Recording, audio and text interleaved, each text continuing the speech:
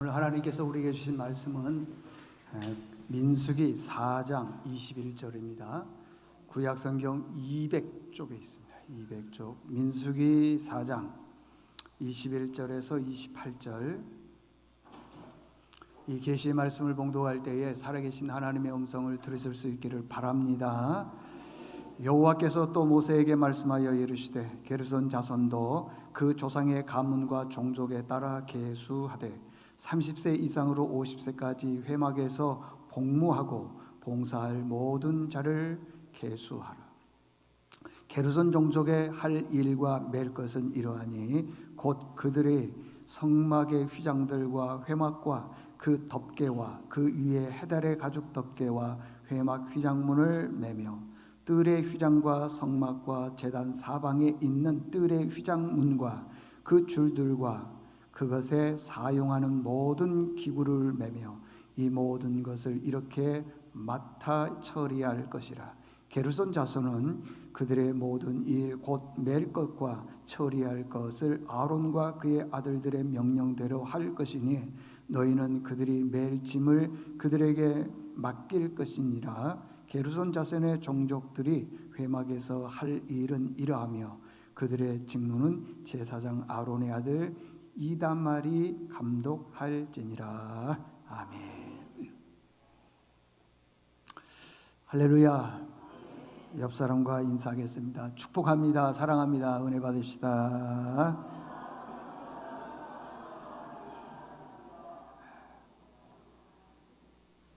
네. 오늘 말씀은 일꾼의 자세라는 제목으로 말씀을 전하겠습니다. 이스라엘에는 12지파가 있습니다. 12지파는 그 야곱의 12아들들에게서 이름을 따와서 12아들이라고 그랬어요. 그런데 실질적으로 보면 그 야곱의 12아들의 이름이 있고 12지파가 있는데 그 이름과 지파가 조금 달라요. 한번 띄워줘 보세요. 야곱의 12아들 보게 되면 노란 글씨로 쓰여 있는데 레위, 요셉, 이 사람들은 12지파의 이름에 안 들어가더라는 거예요. 분명히 야곱에게는 12아들이 있는데 12아들을 중심으로 해서 12지파를 세웠는데 레위와 요셉은 안 들어가요. 대신 요셉의 아들 에브라임과 므낫세가 대신 들어가는 거예요. 그러니까 요셉과 레위가 빠졌죠. 왜 레위가 빠졌느냐는 거예요. 12아들들을 쭉 해서 했으면 되는데 10아들만 세워놓고 요셉과 그 다음에 레위는 빼버리더라는 것입니다. 왜 그러느냐? 하나님께서요 장자의 흐름을 만들었는데 아브라함과 이삭과 야곱에게서 제일 큰 아들이 루벤이 돼야 되는데 장자가 이렇게 흘러가야 되는데 루벤이 하나님 보시기에 악한 일을 행했다 해서 그를 제해버렸어요. 없어요. 그게 그 장자의 흐름을 해서 끊어버렸다라는 거예요. 그리고 누구를 세웠느냐? 레위를 세웠다는 거예요. 레위. 네. 민수기 3장 12절에 보니까 보라 내가 이스라엘 자손 중에서 레위인을 택하여 이스라엘 자손 중 모든 첫 태에 처음 난 자를 대신케 하였다. 이 말은 무슨 말이냐면 루벤이 장자가 돼야 되는데 하나님께서 루벤을 제거하시고 레위를 장자로 세웠다고 하는 겁니다. 그래서요 하나님께서는 여러 아들들 중에서 레위를 통해서 하나님이 일을 하시는 거예요. 특별히 레위를 통해서 성전 일을 하게 하는 것입니다. 레위에게는 세 아들이 있었습니다. 첫 번째 고핫, 두 번째 게르손, 세 번째 무라리. 그래서 고핫과 게르손과 무라리가 있는데 이 제일 큰 아들 하나님은 고핫에게 많은 은혜를 줬어요. 그리고 고핫을 통해서 일하게 하셨습니다. 일하게 했어요. 그런데 또 고핫에게 있어서 아들이 넷이 있는 거예요. 그 넷의 아들들의 이름이 아므람과 이스할과 헤스본과 그 다음에 우시엘.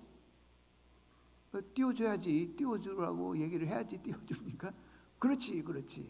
제가 얘기하면 미리 띄워주세요. 아므람, 그 다음에 이스할, 헤스본, 그 다음에 우시엘. 헤브론. 그렇습니다. 그런데 이 아므람 맨 큰 아들은 누구와 결혼했냐 그러면 자기 아버지 고핫 있죠? 고핫의 여동생, 자기로 보자면 고모하고 결혼을 해서 아론과 모세를 낳았습니다.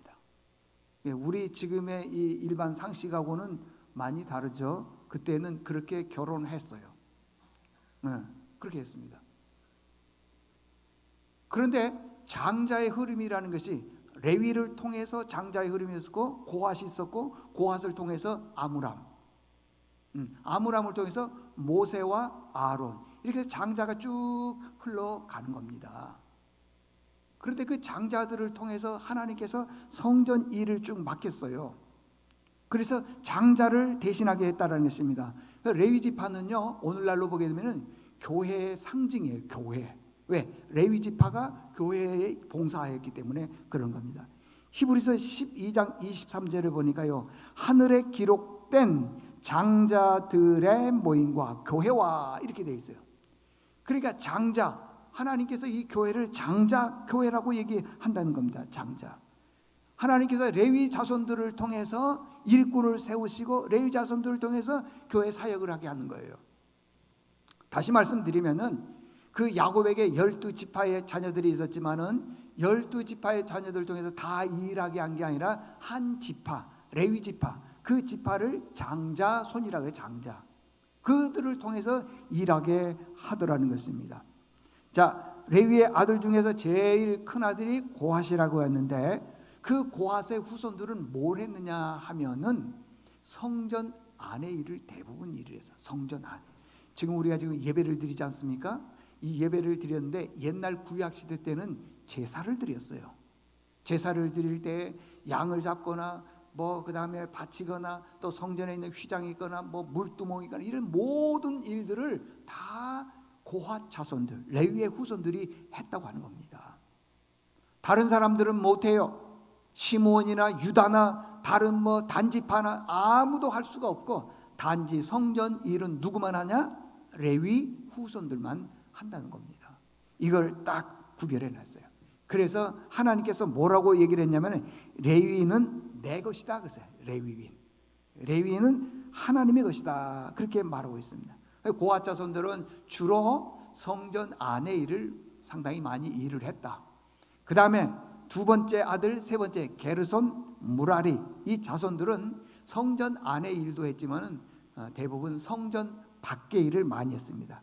예를 들면 장막에 말뚝이 있는데 말뚝을 박는 일, 휘장을 치는 일, 나무를 가져오는 일, 이런 것들을 많이 했다고 하는 거예요. 일이 역할이 달랐다는 것입니다. 자, 오늘 본문에 보니까요, 교회, 다시 말하면 옛날에 성막 같은 경우에서 보게 되면은 일이 많잖아요. 그걸 요즘 표현으로 얘기하면은 짐 그럽니다. 짐. 여러분, 짐이 있을 때는 어떻게 해야 되느냐? 세 가지로 간단하게 우리가 한번 살펴보도록 하겠습니다. 첫 번째, 짐은 무겁잖아요. 그러면 가벼우려면 어떻게 해야 되겠어요? 나누어야죠. 나눠야지. 짐은 나누어야 되는 겁니다. 그래야지 가벼워지는 거예요. 제가 군대 생활할 때에 어느 날 200km 행군을 합니다. 양평에서 근무를 했는데 의정부까지 꼬불꼬불 가는데 200km를 만들어서 산을 넘고 가는 거예요. 여러분들 하루도 아니고 3일 동안 걷는데 오전에 서너 시간 걷는 건 괜찮아요. 근데 하루 종일 걷는 건 정말 힘듭니다. 아이고, 한나절 걸었더니 그 다음부터 오후에는요 병사들 중에 몇 명은 이렇게 못 걷는 거예요.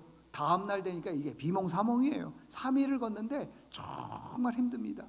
군장은 15kg죠. 이 총은 또 그때 당시에는 무거웠어요. 한 7kg, 10kg 되는지 모르겠습니다.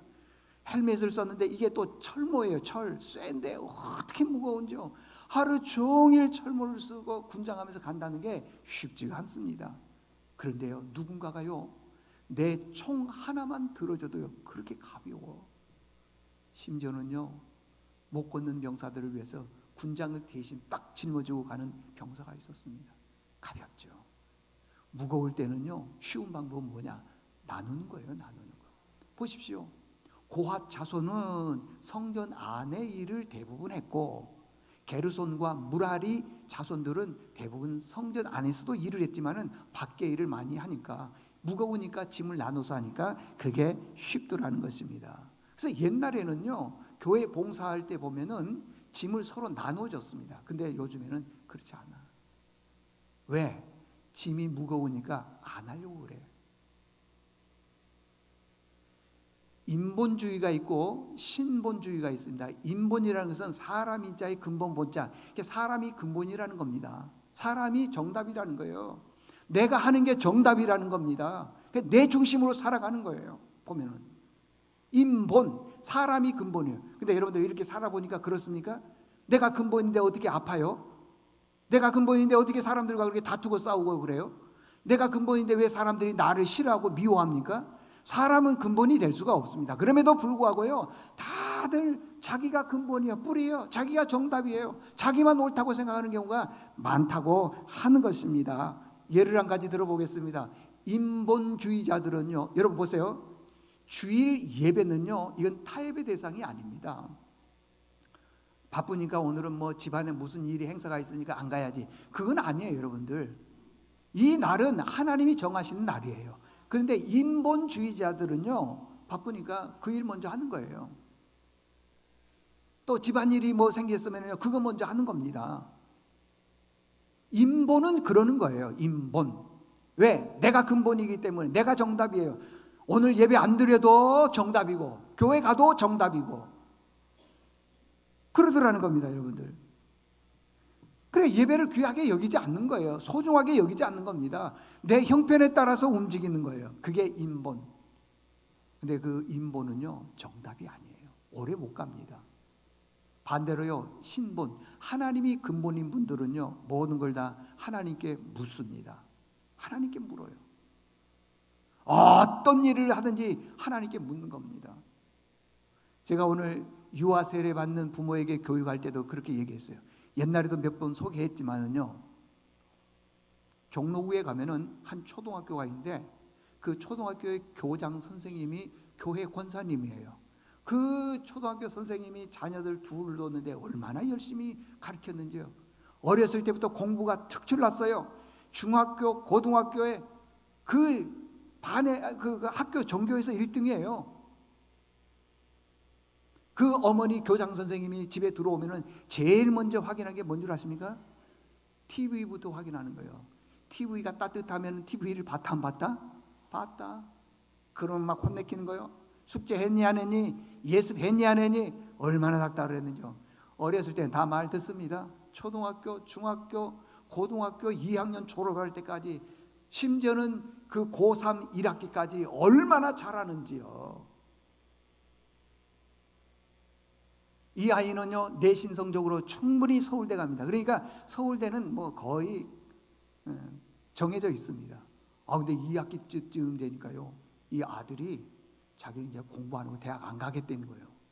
어머니하고 싸우기 시작해요. 충돌이 일어나기 난리가 난 거예요. 그래도 자기 공부 안 하겠다는 거예요. 그러더니 엄마가 이제 한 발 물러선 거예요.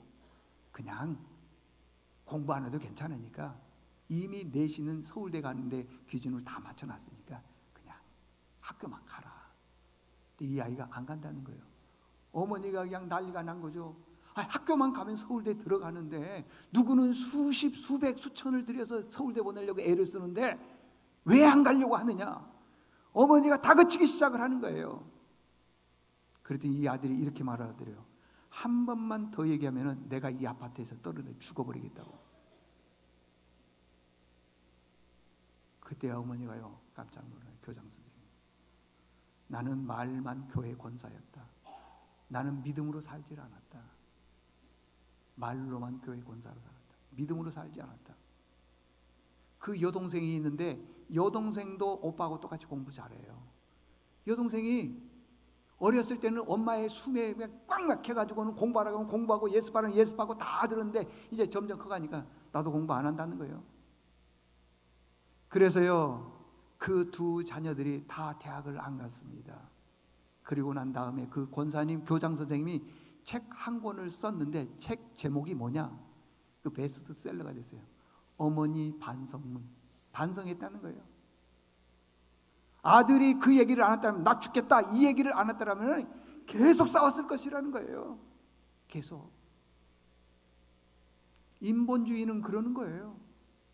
이 권사님, 교장 선생님이 그러는 거예요. 나는 자식을 키울 때 인본으로 키웠다. 잘 되기만 바랬다. 여러분, 사람들에게는 다 그릇이 있습니다. 그 그릇이 어느 정도 되는데 그것을 넘어가게 되면은 못 견디는 겁니다. 아이, 저도 자식이 있는데, 아니 얼마나 좋은 직장 많습니까?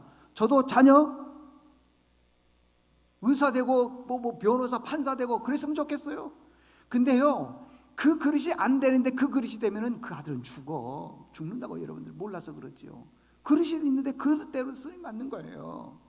저도요, 이렇게 작은 교회가 아니라 큰 교회, 수천 수만 명이 모이는, 그리고 모든 교인들이 다 존경하는 그런 목사 됐으면 좋겠어요. 근데 아니에요. 하나님이 저에게 주신 그릇이 있습니다. 그릇대로 사는 거예요. 근데 우리는요, 인본주의가 판을 치는 거예요.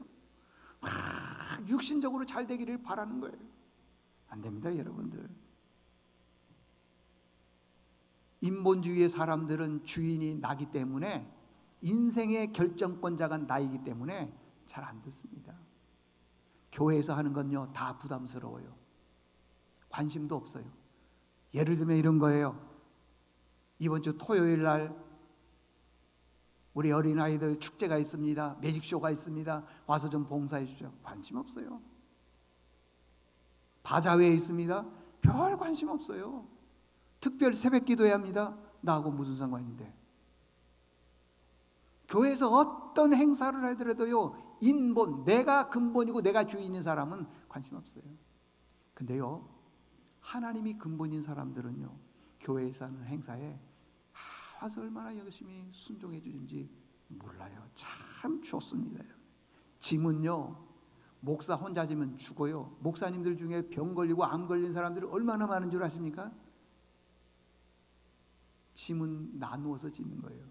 아버지가요, 가정의 가장이라고 해서 그 무거운 짐을 혼자 다 지면 아버지 죽습니다. 자녀들도 나눠지고 함께 나누어질 때 그 가정이 행복한 것입니다. 성도들이 짐을 질 때는 어떻게 되느냐? 다양하게 나누어진다. 첫 번째는 나누어진다 그랬잖아요.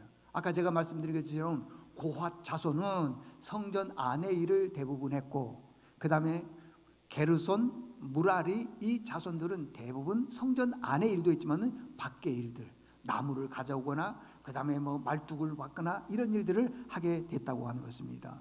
교회도 마찬가지예요. 교사, 찬양대, 식당 봉사, 차량 봉사. 여러분들 차량 봉사가 얼마나 힘든 줄 아세요? 다 힘든 건 안 하려고 그래. 그런데 새벽 기도 때요, 새벽 4시에 나와가지고 차량 봉사 하시는 분이 계시다니까요. 그 일주일 그 특별 새벽 기도하면 내가 그분을 쳐다봤더니 10년 늙어 보이는 것 같아. 힘들어. 새벽 기도 나오는 것도 힘든데 차량 봉사하는 거 힘들어요.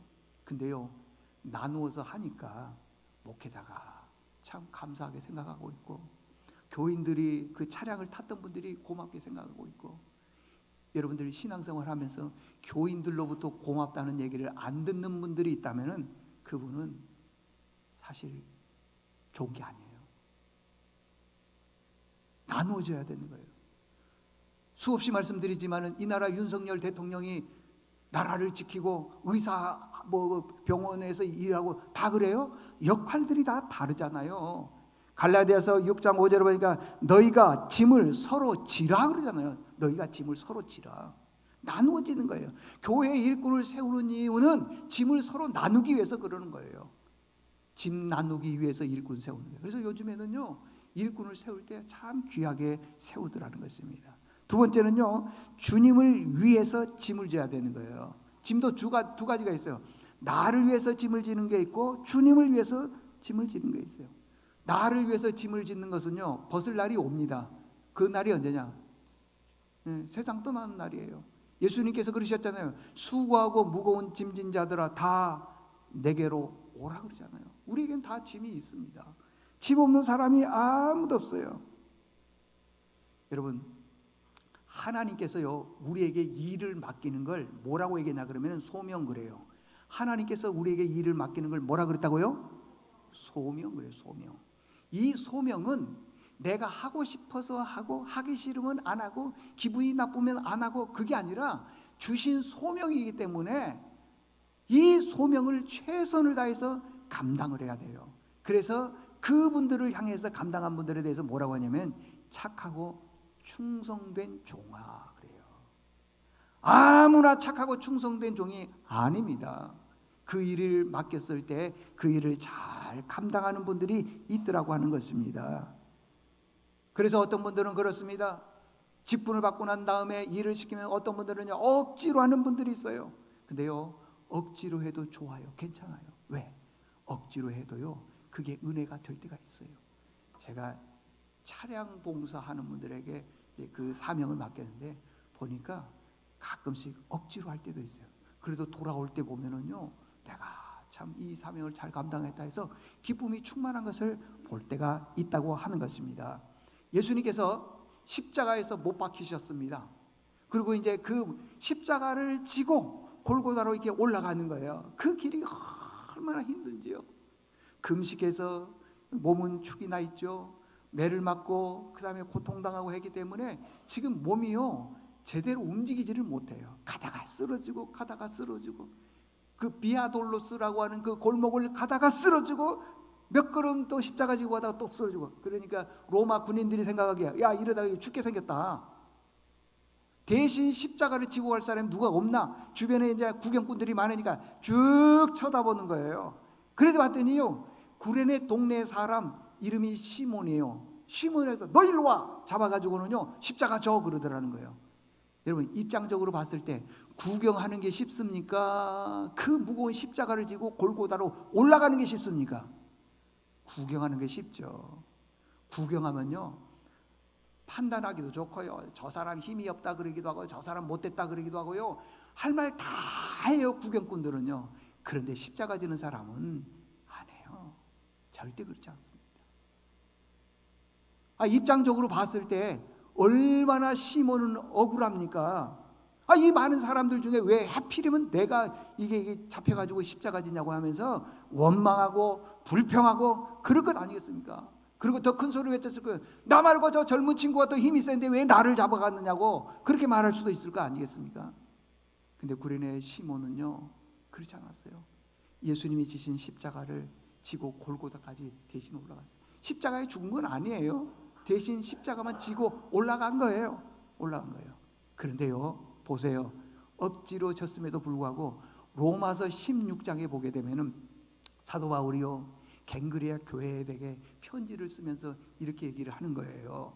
13절에 보게 되면요 주 안에서 택하심을 받은 루포와 그의 어머니에게 문안하라. 그의 어머니는 곧 나의 어머니다. 이 얘기는 무슨 말이냐 그러면은 구레네 사람 시몬에게 아들이 있었는데 그 아들이 루포예요. 루포.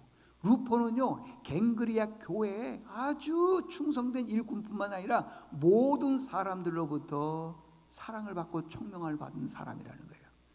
우리는 우리 자녀들이 잘 되기를 바랍니다. 어떻게 잘 되기를 바라느냐? 다 세상적으로 잘 되기를 바라는 거예요. 예? 뭐가 되고 그렇게 되기만을 바라는데 교회 안에서 신실하게 일하는 사람들에 대해서는 바라지를 않아. 어떻게 교회 권사가 중직자가 자녀가 교회 가는 거에 대해서 그렇게 싫어하는지를 모르겠어요. 그 진짜 권사님 맞습니까? 진짜 일꾼 맞냐고요. 너는 절대 주일 성수 안 하면 안 된다. 빠지면 안 된다. 이게 자꾸 축복해주고 권면해줘야 되지. 어떻게 그럴 수가 있어요? 그러니까요 중직자의 자녀들이 신앙생활 안 하는 자녀들이 의외로 많아. 해도 다 보면은요 형식적으로 하는 거예요. 참 가슴 아픈 일이죠. 그런데 억지로 이 구레네 사람 시몬이 십자가 지고 골고다에까지 올라가 준 것뿐이에요. 그런데 그 자녀 루포가 잘 되고요 바울이 루포를 너무 사랑하는 거예요. 참 감사할 일이잖아요 여러분들. 여러분 사명 감당하면 하나님께서 복 주실 줄로 믿습니다. 자녀가 잘 됩니다. 보십시오. 그냥 뭐 명분만 있는, 신분만 있는 그런 중직이 아니라 열심히 충성하는 자녀들은 다 잘 되게 돼 있어요. 왜? 하나님이 책임져 주시기 때문에. 그 다음에 두 번째는요, 일꾼은 누가 임명하냐 그러면은 하나님이 임명한다는 거예요. 믿습니까? 일꾼은요, 우리가 뽑아요. 오늘 이따가 일꾼 세울 때 누구 그러는데 대부분 일꾼 세울 때 보면은요, 자기 기준이에요. 믿음이 없어도, 신앙생활 열심히 안 해도, 또 뭡니까? 교회 봉사 안 해도 나하고 친하면 뽑아주는 거예요. 잘못된 겁니다, 여러분들. 교회를 위해서 일꾼을 세우잖아요. 그런 분들은요, 다 알아요, 교인들이. 그렇기 때문에 내가 뭐죠 해줘도요, 잘 안 돼. 교회 일꾼 세울 때는 정말 하나님이 필요한 일꾼을 세워야 돼요. 그러면 일꾼 세울 때 그 자세가 있는데 어떤 자세로 해야 되냐? 첫 번째는요, 낮은 자세로 일을 해야 돼요. 낮은 자세. 어떤 분들은 그냥 집사 때는 괜찮은데 권사님 되고 나서는 그냥 완전히 황후야, 황후. 뭐 그냥 목사님 이렇게 하세요. 우리 교회는 없어요. 장로님이 되고 나서는 목사님하고의 관계가 안 좋은 분들이 많아. 그러면 안 돼요, 여러분들. 생각해 보세요.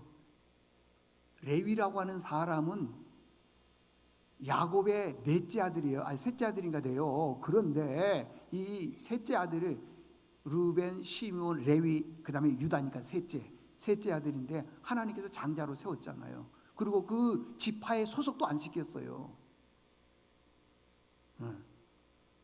어찌됐든요, 그렇다고 하는 것입니다. 낮은 자리에서 일을 해야 돼요. 낮은 자리에서 겸손하게 일해야 되는 거예요. 신분이 바뀌었다 하더라도 겸손하게. 그 다음에 두 번째는요, 일꾼은요 반드시 일하는 기간이 있어요. 기간. 평생 하나님의 일을 하는 것 아닙니다. 여기 본문 23절에 보니까요, 30세부터 50세까지 30세 50세 그러니까 20년 딱 하는 거예요. 하고 끝나는 거예요. 그냥 우리 총회 헌법에도 보면은 70이 되면은 다 은퇴합니다. 목사도 은퇴하고 교회 중직자들도 다 은퇴하는 거예요. 그런데 이렇게 지금 하나님께서 나에게 사명을 줬을 때는 잘 몰라요. 자기를 위해서 살고 세상을 위해서 살고 또 뭘 위해서 살고 교회를 위해서는 헌신을 안 해요. 그러다가 나이가 많습니다. 이제 70이 되고 80이 되고 늙었을 때요, 하나님 앞에 갈 때쯤 되면은요, 그때서 후회하는 거예요. 아이고 내가 좀 더 열심히 할 걸. 그 다 소용없는 겁니다. 70이 넘으면은요 안 되는 거예요. 근데 우리는 그렇게 생각을 안 해요. 젊었을 때는 자기를 위해서 짐을 나누어지려고 하지도 않고 자기만을 위해서 살아오는 거예요. 직분만 있을 뿐이지. 그러다가 이제 한 80, 이제 뭐 기억력도 없고 그럴 때 내가 그때 젊었을 때 좀 열심히 봉사할 걸. 소용없다고 하는 것입니다. 이렇게 생각하시면 돼요. 나는 부족합니다. 나는 연약합니다. 그렇지만 하나님께서 나를 주의 일꾼으로 세워주셨사오니 열심히 충성하겠습니다. 이게 하나님의 계획인 줄로 믿습니다. 뜻인 줄로 믿습니다. 하면서 일을 해야 된다고 하는 것입니다. 내가 믿음 좋아서 교회 중직자가 된 건 사실은 아닙니다. 제가 믿음 좋아서 목사가 된 줄 아세요, 여러분들? 그렇지 않아요. 약하고 부족하지만 하나님께서 우리를 세워주시더라는 것입니다. 그래서 여러분들, 하나님이 우리를 세우셨기 때문에 열심히 해야 돼요. 아멘. 여러분, 한 나라의 대통령도 임명권이 있어가지고 누구 딱 일꾼 세워놓으면은 열심히 일하잖아요. 열심히. 근데 교회 하나님의 일꾼들이 안 하면 안 되죠. 마지막 세 번째는 뭐냐 그러면 일꾼들의 그 자세입니다. 자세. 첫 번째는 일꾼들은 정결해야 돼요. 왜 그러느냐? 민수기 8장 5절에 보니까 레위인을 취하여 정결하게 하라고 했어요. 정결하게. 깨끗하지 않으면 안 되죠. 이 대통령이 일꾼들을 딱 세워놨는데 거기 들어가서 보니까 많은 재정이 있거든요. 여기저기 보니까 자기가 쓸만한 거 이리 빼먹고 저리 빼먹고 안 되죠. 정결해야 되는 거예요. 정결.